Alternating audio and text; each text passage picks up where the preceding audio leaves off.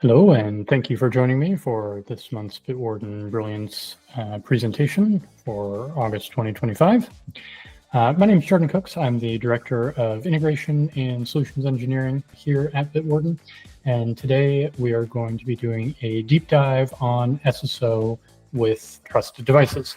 So this is going to be a slide presentation going very in-depth on exactly what encryption keys are used where. Just to give a bit of background, when we refer to member decryption at Bitwarden, we are referring to the configuration of keys that members of an organization, and with SSO trusted devices, we are referring to enterprise organizations, how they're derived, what they're used for, and how they are managed in the Bitwarden solution. So Bitwarden provides three main methods for decrypting member data in the organization. Obviously, in today's talk, we'll mostly be focusing on SSO trusted devices, but just so you're aware, there are a couple of options. The first option is a master password. When a member of an organization logs in and they have master password-based member decryption, after they authenticate with their master password, the server will send them an encrypted copy of their vault data, and they will decrypt that data locally on their device with the master password that they entered. Both authentication and decryption are handled using that master password. The authentication happens on the server side, of course, and then the decryption always happens locally. We also have a member decryption option called Key Connector. This is for our self-hosted Bitwarden organizations. There is a proxy, the Key Connector container, that downloads a encrypted copy of an account key and then decrypts it by an HSM or other RSA provider. And then the key and encrypted copy of the vault data are passed to the client. Again, the client decrypts the vault data locally. But of course, for today, we're going to be focusing on SSO with trusted devices. When a user logs in here, after authentication, which in this case is handled by the ID key, not the Bitwarden server directly, the Bitwarden server sends an encrypted copy of the vault data and an encrypted copy of the user's account key. Locally then, the Bitwarden client decrypts that account key via a client-specific key, and then the vault data is decrypted locally via that in-memory account key. Now, on some of the diagrams, you'll see a user key, which I generally refer to in my slides as an account key. You'll also see client key versus device key on some of the material. Those are the same. A Bitwarden trusted device is a specific Bitwarden client on a specific platform. So the Chrome extension is one device, and the Edge extension would be a separate device, even if those are on the same physical machine. This is because, especially in environments like the extension, there's a lot of sandboxing, a lot of things that are keeping you safe, and we're not trying to communicate across those barriers. So overall, how many keys are there? There is always an account key. If you opt into using SSO with trusted devices, there is also a device key. In the Bitwarden sharing model, there is also always an organization key. And then depending on either your enterprise policies or your SSO configuration, there may also be a account recovery key, although that is optional in some configurations. So we're going to be walking through this material, like I said, with SSO trusted devices. All four of these keys are going to be present in our workflow. So let's start from scratch, right? You are signing up for Bitwarden for the first time, or at least the first time for this environment that you are setting up. This first account is going to become your organization's owner. Throughout these slides, you will see a bunch of diagrams. Thankfully, these diagrams are created and maintained by folks like Jake Fink, the manager of our key management team in the engineering group, and then made very readable and understandable by our great marketing team as well. So if you want to take a look at any of this, make sure to head to bitwarden.com/help and look for our security white paper. That's where all of these diagrams come from. So speaking of that first organization owner, As with any owner and admin account, regardless of how member decryption is set up, these accounts always have a master password. This is to make sure that you have break glass access and you can always get into your Bitwarden organization. Because of our zero knowledge and end-to-end encryption, Bitwarden as an entity cannot let you back in to an account or organization of any kind. We don't and never have access to your unencrypted keys. So having that master password on these break glass accounts is important. And of course, we haven't created an organization yet, so we don't have a concept of member decryption. We're going to go ahead and create an account with a master password. There are a lot of processes that are going on here. Obviously, you can see on the diagram when we enter that master password on the registration page, the KDF by default is going to be PBKDF2, although you can later switch to Argon2ID after you sign up if you prefer. Your email address is going to be used as the salt for this master key data. The payload is going to be your master password. And in addition to that, a hash of your master password is going to be stored in the Bitwarden database. So like I mentioned earlier, the separation of authentication and decryption here. Now, once that master key is created, and at this point, we're still in that top part of that diagram. So everything here is happening locally on your client. We're going to go through HKDF to stretch that master key.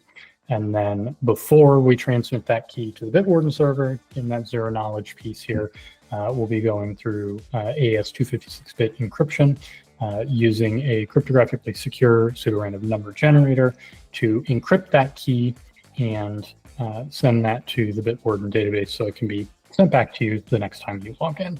You also notice there's a generated key pair at the top of the diagram.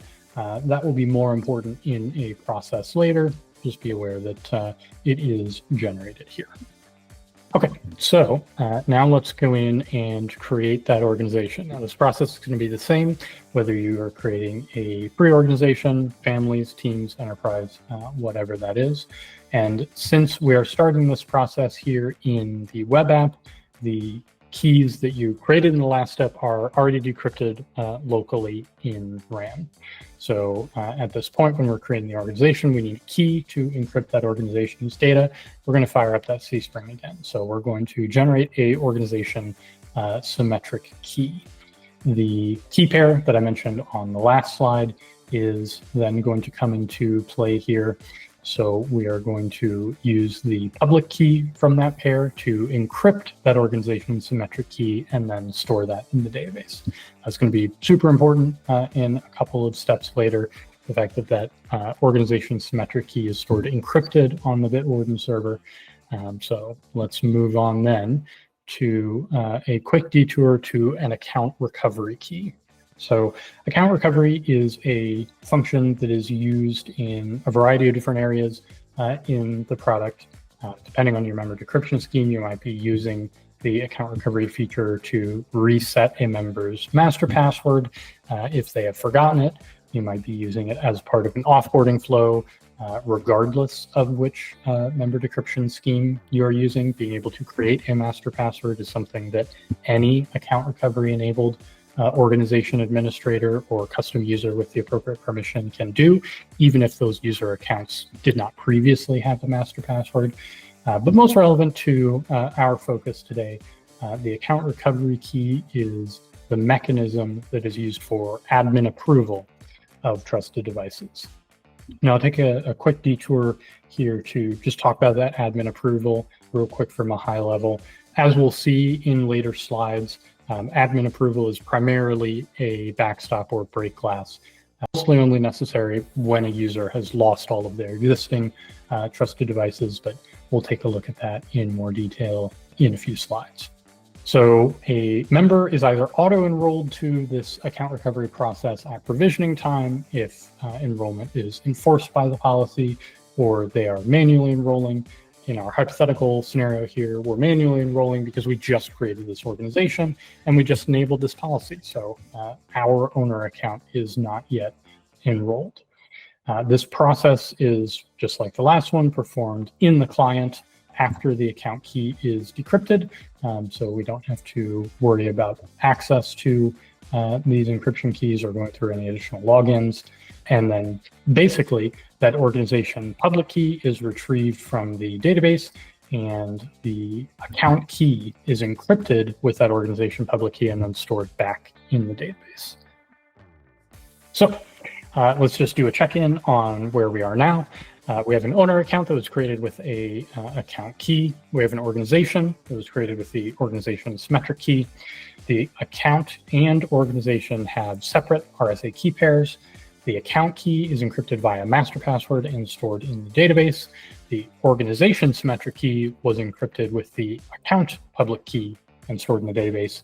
And the account key was also encrypted, but via the organization public key and stored in the database. So let's bring someone else on board this organization. Now, before you onboard folks to any of your organizations, it is definitely recommended that you go through all the rest of the enterprise policies and go through the Help Center guide on policies and make sure that your policies are configured before you start onboarding users. Not all of the policies have the same outcome if they are enabled after a user has already onboarded versus being set up beforehand. I also recommend that you plan how you're going to roll out your Bitwarden clients before you start onboarding members.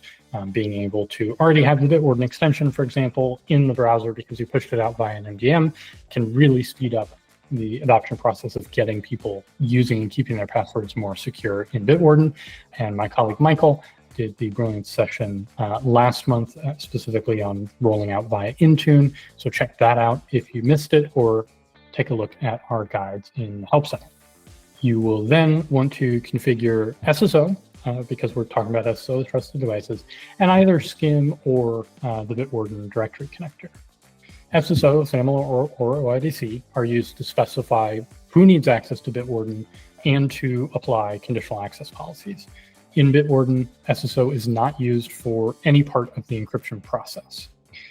You'll then be sending email invitations to join Bitwarden via SCIM or directory connector as soon as you perform either a sync command in directory connector or you turn on provisioning in your IDP via SCIM. Those email invites will go out to users and they can start to come on board.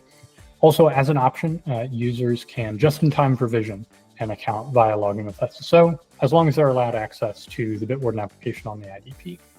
So very common scenario, you've got Azure, for example, as your IDP.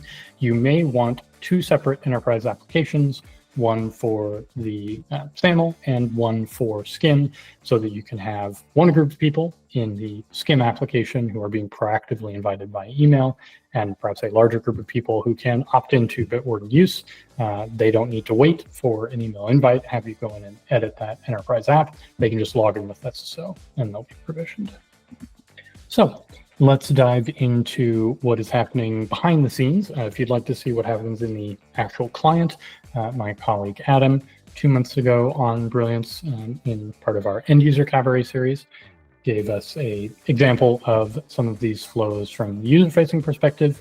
Here we're going to be focused on the actual encryption, what's happening in the background. Now, above all, what's most important here is that the user experience here, the first device is automatically trusted. So that's how we ensure that that admin approval workflow is just a break glass. When the user is registering either in their web browser, in the web app, or in the extension, when they go to onboard something else, the desktop app, a secondary web browser, they're able to trust that second device using a flow we'll take a look at in a few slides. But when we are creating a trusted device, this is the first login when the user is provisioning their account. We fire up the C-Spring again, and we generate both a device and an account key. We are also going to be generating a RSA key pair. We then take the device key and encrypt it with the private key side of that key pair. And the device public key side is going to encrypt the account key. We're then going to store in the database the device key encrypted private key, the account key encrypted public key, and the public key encrypted account key. So let's talk about the invite, accept, confirm set of steps that are involved in onboarding a user to the organization. As we know, the user has some kind of account key. There's also that public-private key pair that we talked about. And similar to creating the organization key itself, that user asymmetric key is required to provide access to the organization symmetric key. But that organization symmetric key is protected and it's stored encrypted in the database. So someone with in-memory access to that key must decrypt that protected organization symmetric key, and then they can encrypt it with the user's asymmetric public key. But we can't do this server side. The server doesn't have access to the organization symmetric key due to our zero knowledge and end-to-end encryption. So this is the confirm step that is always done client side by an organization owner or admin or a user with the appropriate level of custom user permissions to manage users. And that client side step cannot be skipped without breaking Bitwarden zero knowledge and end-to-end encryption. Luckily, of course, there is more than one administrative client available to Bitwarden organization owners and admins.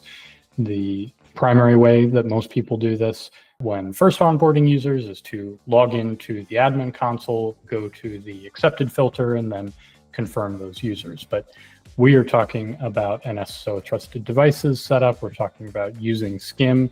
We have a pretty good idea who these users are and that we do want to confirm them to the organization. They got through the SSO conditional access policies. We've got a lot of assurances for who these users are. So the Bitwarden command line tool is also a client that has access to that organization symmetric key. When you're logged in as that owner, admin, or custom user with the appropriate level of permissions, as long as your vault is unlocked, you have access to that protected organization symmetric key. So let's do another check-in. Where are we at now?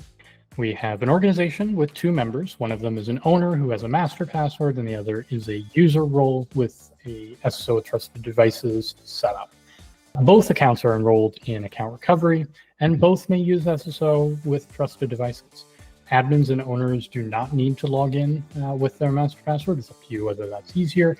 But if a user with a master password, generally just an admin or an owner, but maybe you've onboarded someone who had a Bitwarden account on their work email address before you set up your organization, they have three options for trusting a new device when they log in.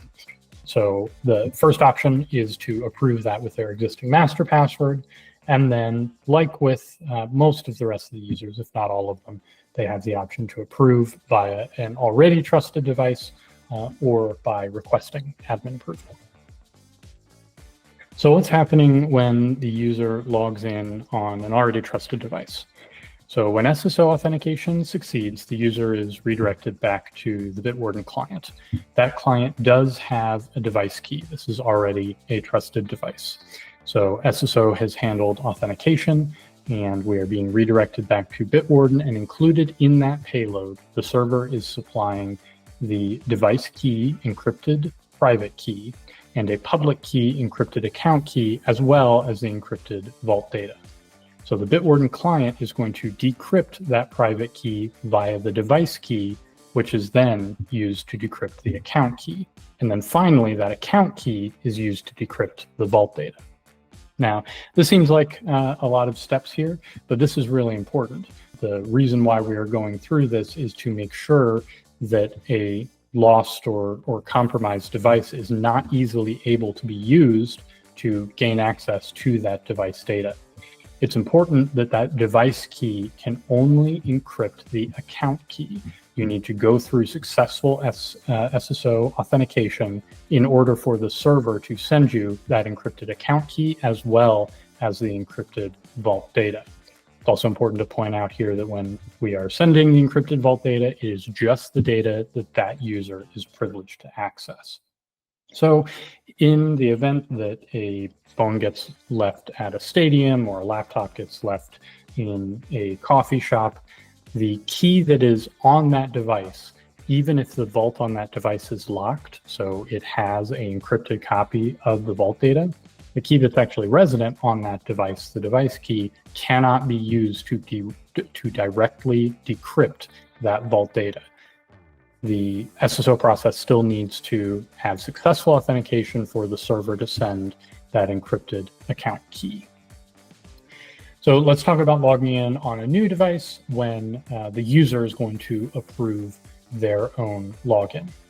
So we are going to be in the Bitwarden client generating a temporary device approval RSA key pair. This is on the, I guess you can call it the receiving device, so the new device. It is going to send the public side of that key to the database. Then on the logged in device, on the trusted device, the user is going to either approve or deny that request. We're assuming in this case that the user is approving.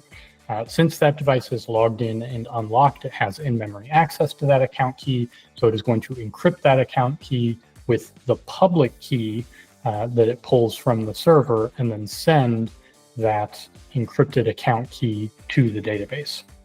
The new device that's trying to log in is then going to retrieve the device approval public key encrypted account key and decrypt it locally with the private key. Now, all of these extra keys are temporary, so the device approval temporary keys are wiped upon completion of the request or upon a 15-minute timeout expiring, whichever happens sooner. Now let's talk about that break glass in more detail. So this is in the event that the admin needs to approve it, so the user has lost all of their existing trusted devices. So that device approval key pair is still created and still posted to the database, but this time a logged in admin or owner account has in-RAM access to the organization's symmetric key.